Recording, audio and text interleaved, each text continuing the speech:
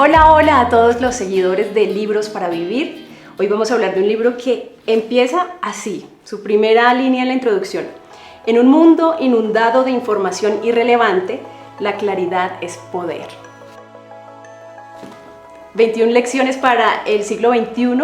Yo creo que este libro les va a encantar a quienes no lo han leído, y a quienes lo han leído yo creo que les ha puesto a rodar la cabeza. Podemos estar de acuerdo o no de acuerdo, pero nos hace unas preguntas muy importantes en este libro, Yuval Noah Harari. Soy Diana Santamaría, estoy con Francisco Galvis, y entonces los invito a que vean este video, que lo disfruten, que se suscriban a nuestro canal, que comenten. Para los que comenten o se suscriban en este video, vamos a darles un regalo. Van a participar por un libro de Yuval Noah Harari, se lo enviamos a su casa.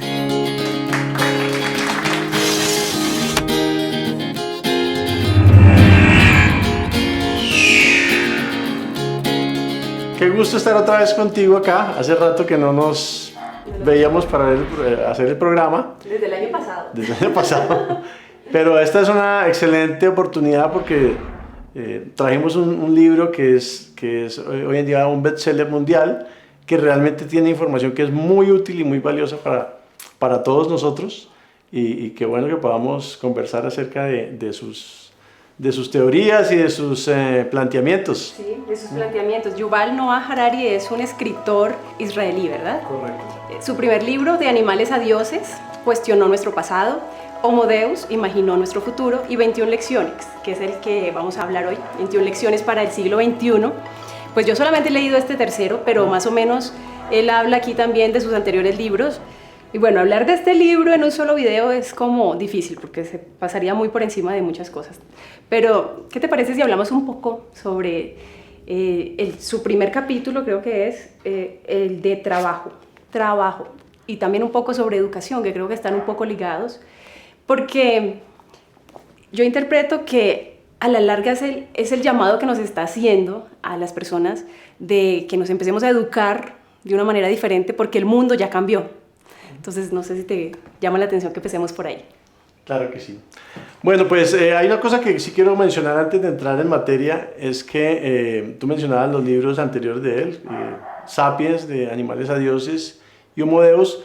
Esos dos libros también los recomiendo mucho, y de hecho vamos a hacer unos programas acerca de ellos, porque los voy a leer. porque realmente es muy importante entender el pasado para poder proyectarse hacia el futuro y entender dónde estamos ahora. Entonces, realmente vale la pena leer la trilogía, y son libros que se leen así rapidito porque lo enganchan a uno muy fácil. Muy fácil. Respecto al tema del trabajo y educación, pues hay una tesis primordial de Harari, que es que el mundo que conocemos, el mundo que hemos vivido hacia atrás, no nos sirve mucho de guía para saber qué va a pasar en el siglo XXI, en el 2050, en el siglo XXII, porque los avances tecnológicos, y en particular dos avances tecnológicos que él menciona mucho, que es la inteligencia artificial y todo el tema de biotecnología, pues van a transformar la humanidad y van a transformar nuestro mundo, y un poco ahí es donde viene toda esta revolución de lo que llaman la cuarta revolución industrial, y un poco qué va a pasar con el trabajo.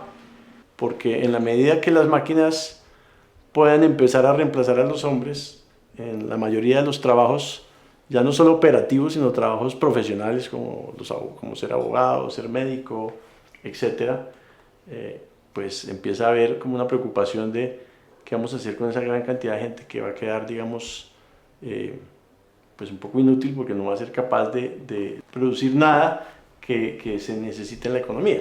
Claro. Harari dice, bueno, no solo Harari, todos lo sabemos, que en esta época la única constante que tenemos es el cambio. O sea, ya nada es igual.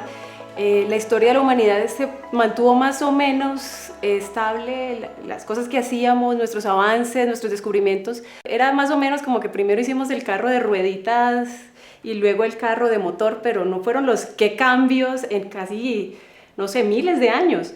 Pero en los últimos 200 años de la humanidad ha sido impresionante el cambio.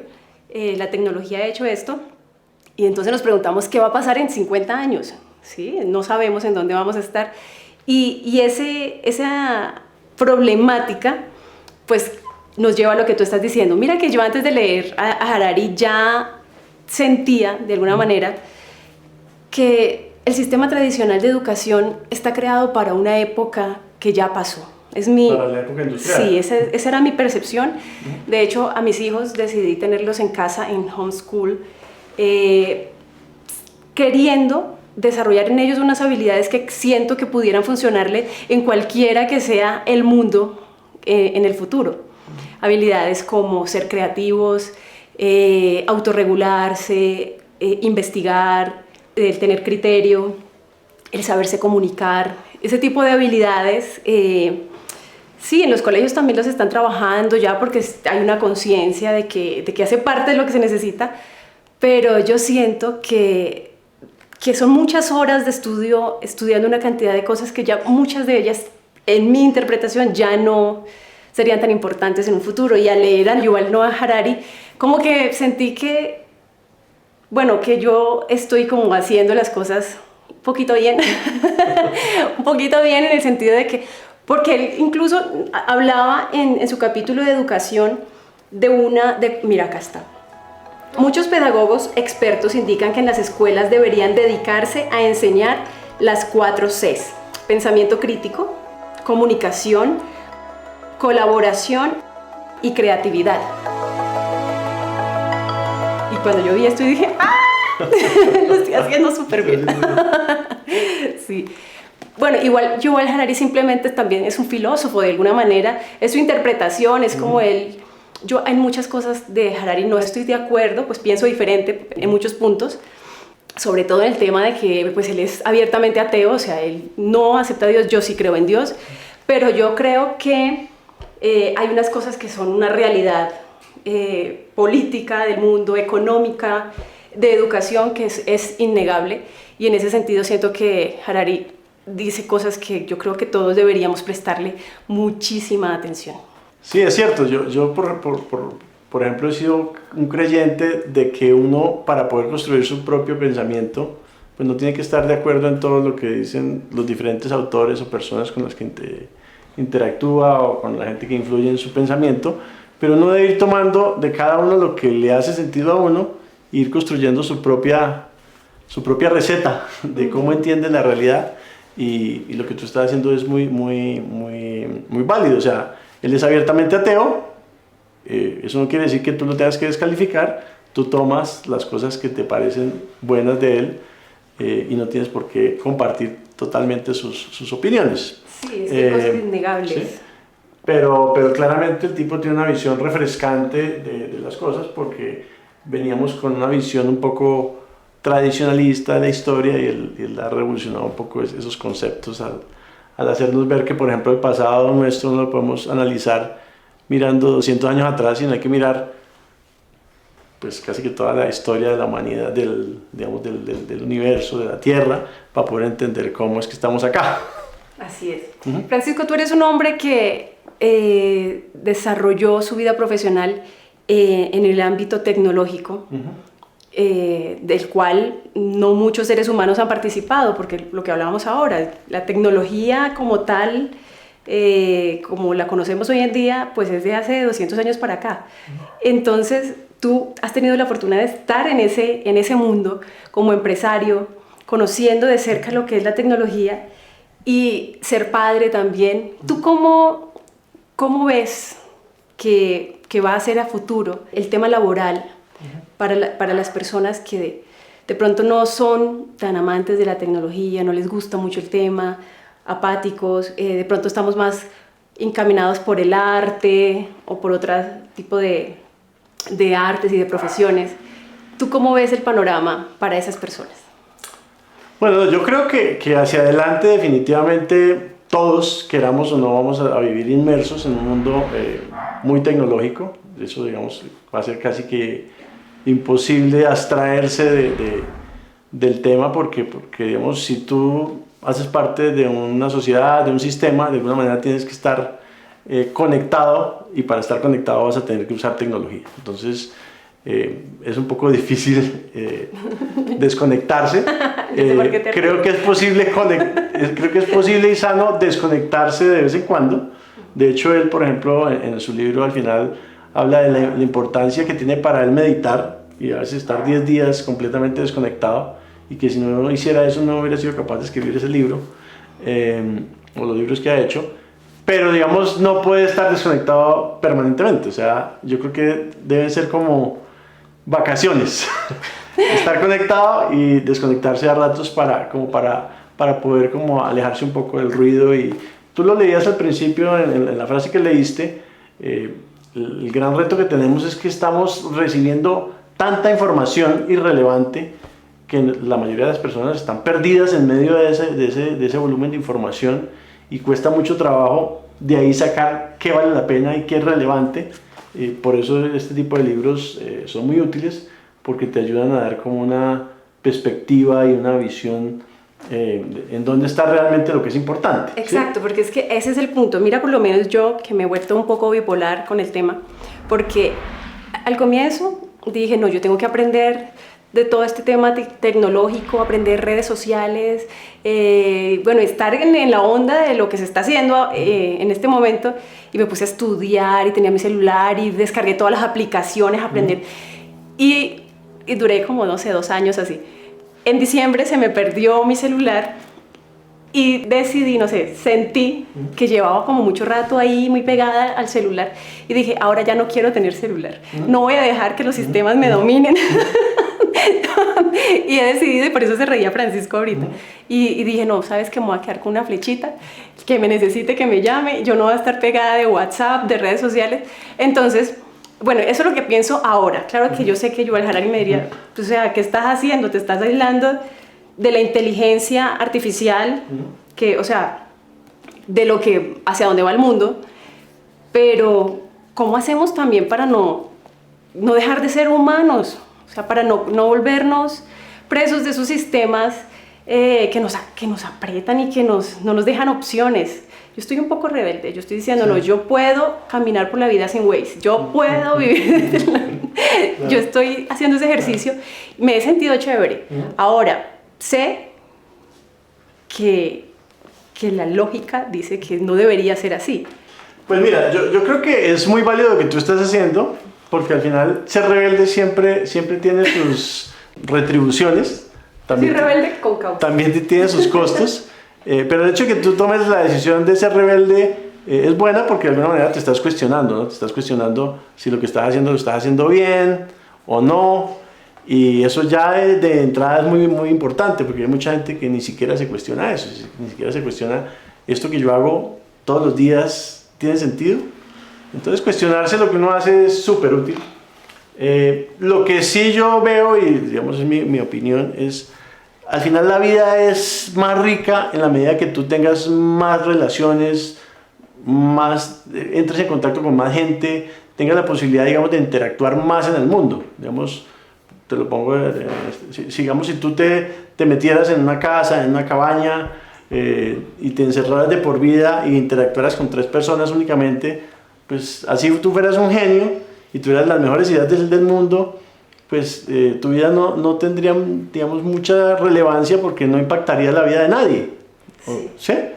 Mientras que si tú sales al mundo, interactúas, tienes un impacto positivo en muchísimas personas, tienes la posibilidad de conocer a mucha gente, pues seguramente tu vida va a ser más relevante y vas a tener una vida más rica en todos los sentidos. Porque si tú te sales, te aíslas, pues llega un momento en que te olvidan, ¿sí?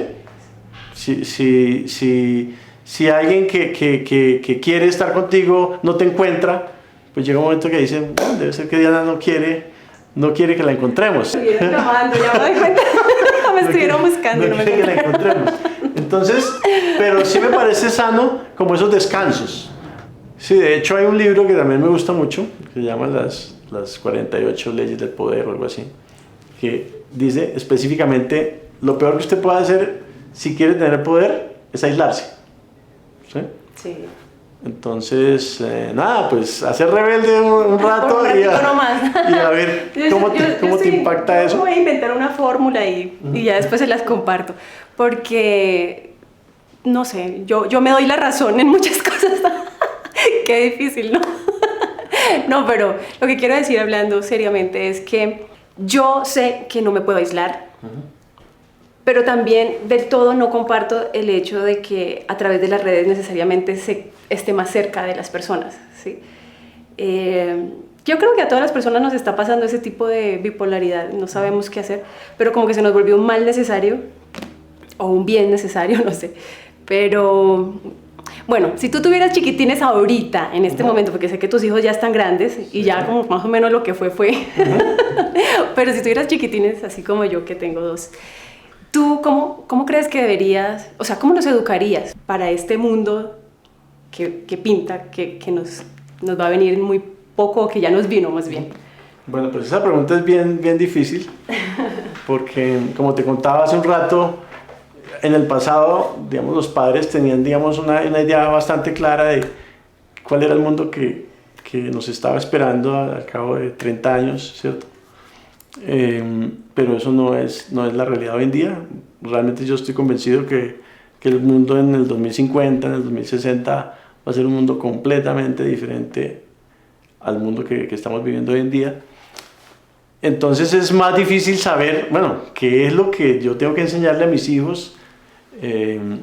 Y creo que tiene mucho que ver con lo que tú estabas contando, digamos, de lo que menciona Harari. Es una de las cosas que se vuelve fundamental en la vida, es aprender a aceptar el cambio y a reinventarse, porque en la medida que tú ya no te va a servir que aprendas un oficio, ese oficio no te va a servir normalmente en el mundo moderno, en el mundo actual, y en los próximos años para toda la vida. Antes, digamos, tú aprendías un oficio y vivías de ese oficio toda la vida.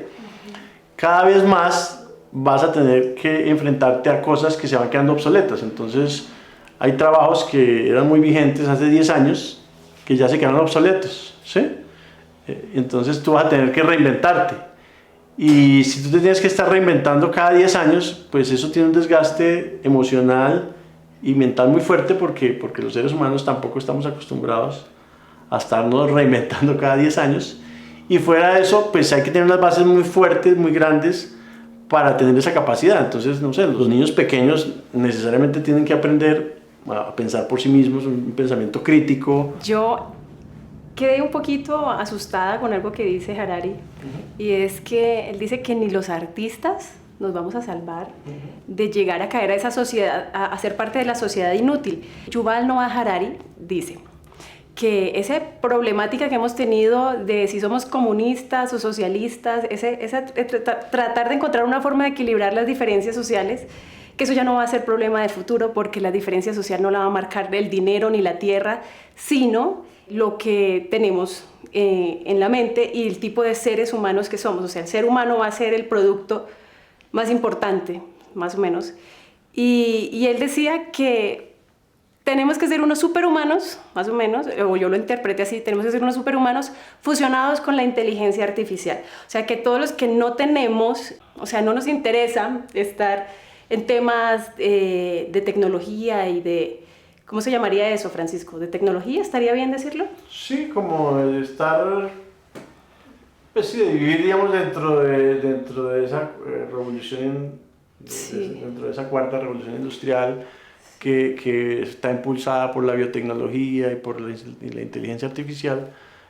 Lo que pasa es que yo creo que ahí el punto no es tanto que tú quieras o no quieras estar, sino el tema es que tengas o no tengas acceso, porque ahí la discusión es, bueno, seguramente va a haber gente que va a tener los medios para mejorar genéticamente sus hijos en el futuro, y va a haber gente que no. Exacto. Entonces vamos a empezar a tener como una especie de gente cada vez... Gente mejorada y gente mejorada y gente que se va quedando atrás. Sí. Hoy en día eso sucede mucho con la educación, o sea, hay gente que tiene acceso a muy buena educación y gente que no, pero si fuera de eso le metemos el componente biológico de que ahora haya gente, digamos, mejorada y gente no mejorada, pues se van a crear, digamos, unos gaps gigantes que van a crear, digamos, un problema enorme. Unas nuevas clases sociales.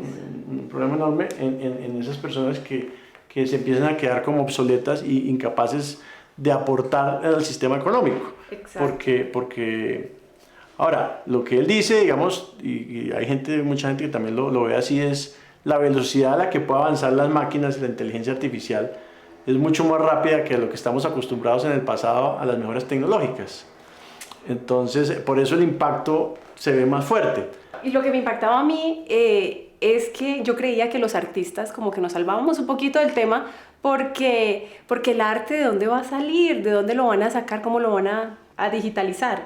Pues Yuval Harari dice que sí, que es tan sencillo como que nuestra bioquímica puede ser leída a través de sensores y las máquinas ya van a tener la capacidad de hacer arte dirigido especial para ti. Entonces, si a ti te gustan X colores o si te gustan ciertos sonidos o si en cierto momento necesitas escuchar una canción más romántica o más, no sé, con más energía, no sé si tu reloj o no sé cómo, algo va a poder leer lo que tú necesitas y fabricar piezas artísticas para tu gusto. O sea, ni los artistas nos salvamos. No, terrible.